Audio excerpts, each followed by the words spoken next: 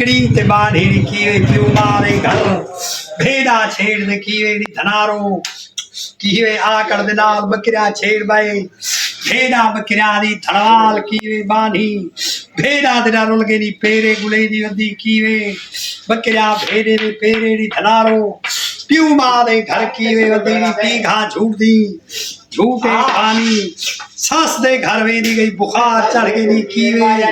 अकड़ी ते कीवे बाढ़ी दी धनारो प्यू मारे आकड़ नाल कीवे बाढ़ी मेरे जीवन से सोरे दे घर वंजे दे बुखार थीवनी पैर घोटा हुण जीवे जो मेरे मन लगदे पैर घुटवा बे कदमा दे हाथ कदमा दे हां एगन ठीक आनी जीवो जोई हाथ रे सी देखो हाथ रे सी हाथ रेड़ी सरदार मेरे को हाथ रे जाए दूं हां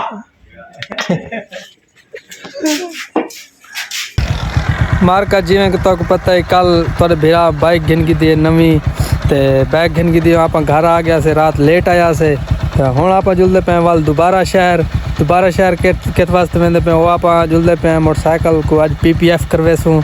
ते ए मोटरसाइकिल अपना भेड़ा तोरा जेड़ा नवा कल कीता ते सारे नाल वकास भाई भी वदन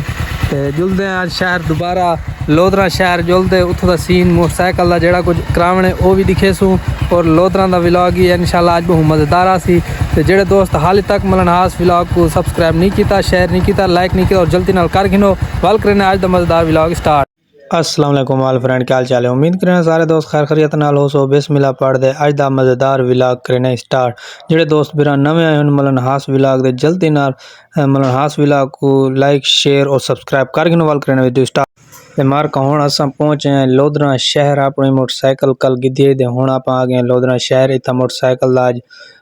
PPF मोटरसाइकिल को करवेसूं इस टाइम असां पहुंचे हैं जनाब लोधरा शहर अपना खूबसूरत और प्यारा लोधरा शहर मार्का खैर खैरियत नाल असां पहुंचे हैं इस टाइम लोधरा शहर ते अपनी गड्डी वर्कशॉप जेड़ी थी से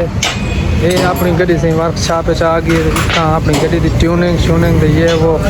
गड्डी सारी आप खुलवा सकी खुलेंदे मिस्त्री लगे पे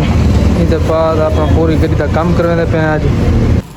ये भाईजान अपनी मोटरसाइकिल दे जनाब PPF अपनी मोटरसाइकिल थी पे मुकम्मल खोल ली कारीगर साहब ने तो माशाल्लाह टैंकी दे चेक करो पेपर लगता पे मुकम्मल मोटरसाइकिल होते आप पेपर लगा दे सूँ अज खूबसूरत बहुत प्यारी आप सारा